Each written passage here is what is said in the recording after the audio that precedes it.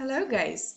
Hopefully things have been peachy keen for you these days, which means pretty fine and not bad. And for those of you who paid too much attention to my garment last time, I decided to put on a headscarf today, so please enjoy it. Our today's shoot is devoted to 5 rather common ways of recommending something, but if you try not to stick to one of them and try to use at least 2 or 3, of these expressions, you are likely to enrich your vocab. So let's get it started. Number 1 comes into grammatical variations with the verb recommend. Number 1, I recommend that you do. For example, I recommend that you listen to Bob Marley song when the weather is dull outside. I recommend that you should do. It's option number 2. I recommend that you should change your hairdresser for the better one because your hairstyle is really horrible. But I hope that you never say this to any friends of yours because it sounds really insulting. Number 2 goes to another recommending verb, which is advise, and it calls for another construction. I advise you to do.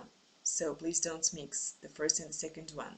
I advise you to go to dancehall classes to improve your butt shape.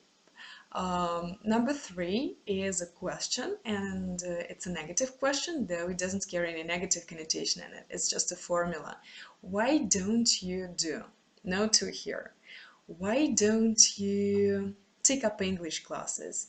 Why don't you come to English Govorilnya number 4 on the 4th of December? Why don't you stop quarreling, for example? So number 4 and number 5, I tell you in advance, are conditionals. So grammar constructions, rather complicated ones, so it's conditional number 2, hypothetical situation. That's why you use the past tenses here. So if I were you, I would do. It's number 4. For example, if I were you, I would get to know my neighbors better. Or if I were you, I would go for that new Chinese restaurant nearby. And the 5th one uses an idiom in the same tenses. If I were in your shoes, I would do.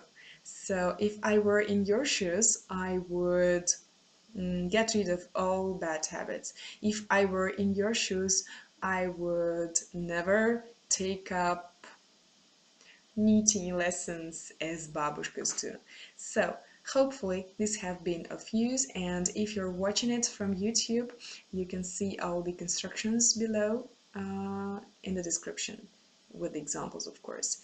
And in case that your sources contact you, you can see all the same information in the comments below. So please enjoy it and stay tuned. See you!